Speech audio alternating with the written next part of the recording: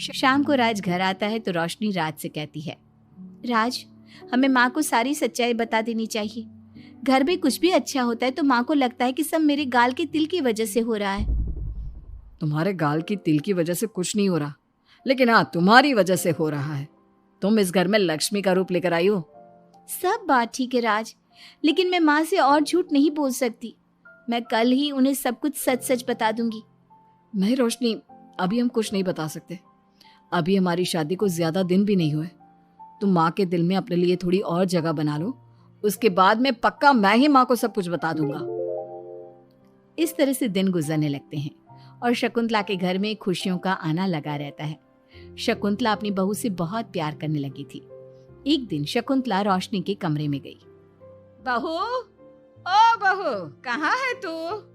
माँ, मैं बाथरूम में हूँ, नहा रही हूँ। अरे देख तो मैं तेरे लिए क्या लाई हूँ, जल्दी बाहर आ। अब मैं क्या करूँ? मेरे पास तो काजल भी नहीं है, अब चेहरे पर क्या लगाऊं? राज, तुमने अच्छा फंसाया मुझे। माँ, आप अपने कमरे में जाइए, मुझे नहाने में थोड़ा टाइम लगेगा। मैं खुद आपके कमरे में आ जाऊंगी।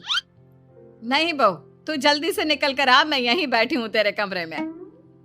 जब रोशनी को इस बात का एहसास हो गया कि उसकी सास कमरे से नहीं जाएगी, तो उसने अपने गीले बाल एक तरफ कर लिए और बालों से अपना आधा चेहरा छुपाकर बाहर आई। बहू, नहा ली तुम? देखो, मैं तुम्हारे लिए नई साड़ी और गहने लाई हूँ। आज शाम को बहुत मेहमान आ रहे हैं, मैं तुम्हें सबसे मिलवाऊंगी। मेहमान किस लिए आ रहे हैं माँ? अरे तुम्हें राज ने बताया नहीं बहू?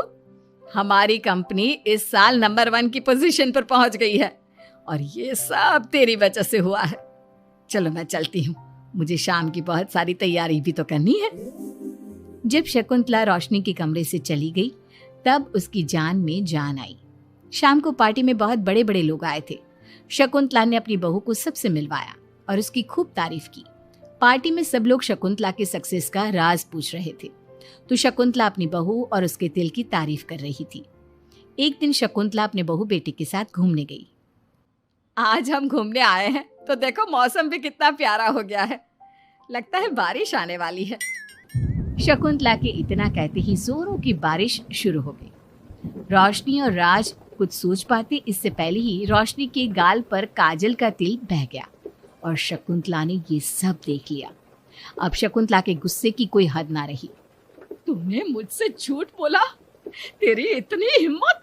कल वही मैंने तुझे इतना प्यार किया, तुझे अपने बेटे से ज्यादा ममता दी, और तूने मेरे साथ विश्वासघात किया। मैं तुझे कभी माफ नहीं करूंगी।